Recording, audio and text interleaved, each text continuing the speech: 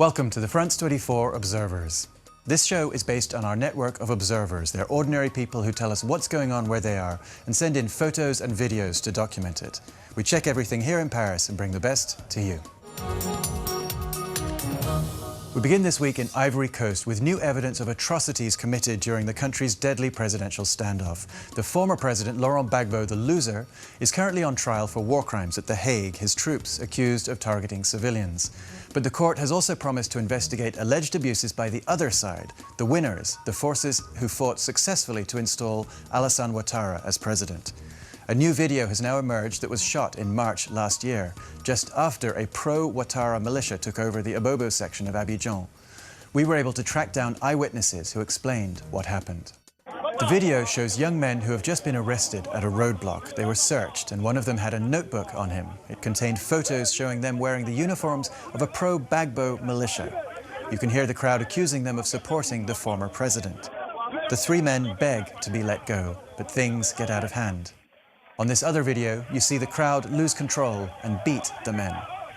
It all happens very quickly, in just a few minutes. Witnesses told us that the three men were already dead when people poured petrol on them and set their bodies on fire. We've seen other horrific videos shot during the crisis. This one shows suspected Ouattara supporters being burned in the pro-Gbagbo neighborhood Yopougon. But this new video marks the first time we've been able to authenticate documentation of atrocities being committed against Gbagbo supporters. Our contacts in Abobo tell us this was not the only incident of its kind, that there were several mob killings after the pro-Ouattara Invisible Commandos took over in their neighborhood. If you're watching from Ivory Coast and you have any images documenting atrocities by either side, please get in touch with us at the Observer's website. Now to Syria and an activist who has become famous on the web. He started out by tweeting from the capital Damascus and talking to the foreign media.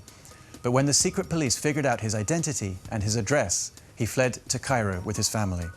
Known to the world as Alexander Page, he's now using his own name, Rami Jarrah. The demonstration on the 18th of March was the one that I first took part in. I was with a number of people, and we decided that we were going to cover it because we'd been watching what was happening in Tunisia and Egypt and other places, and realized that it was important that people would see that this demonstration took place. We knew that the government would try to cover it up. I went the next Friday. I was arrested, but then I was released 3 days later. After that, I decided to start using a pseudonym, and I got connected with some people online. And what we did was we started organizing demonstrations in Damascus. Towards October, I stayed in Damascus until October. What had happened was that my name had been compromised. So once I'd found out that they'd found out, what I did was I fled through the border. I have relatives in Egypt, and I thought that the most reasonable place to go to, the most suitable place would be Egypt, and I did. I'm trying to work with Egyptian activists who I've met here, and basically working on citizen journalism, working together. I have to be honest about this. If something's happening just outside there, here in Tahrir, because Tahrir is just behind that curtain. So if something's happening just there and something else is happening in Syria, I'd prefer to be online because I know that the situation in Syria is much graver than what's happening in Egypt, and it's much more critical. We finish with another story from the Arab Spring, one that seldom makes international headlines: the protests in the Kingdom of Bahrain. Shiite Muslims continue to demonstrate against the kingdom's ruling family, who are Sunni.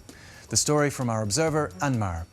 After the protests started last February and several protesters were killed, the regime came under intense international pressure. That's why they stopped using live bullets and started using tear gas and stun grenades. They use so much tear gas that residents have had a hard time breathing, even if they're inside their own homes. Sometimes you step outside and you have to turn around because there's so much gas in the air. It can cause traffic accidents too. And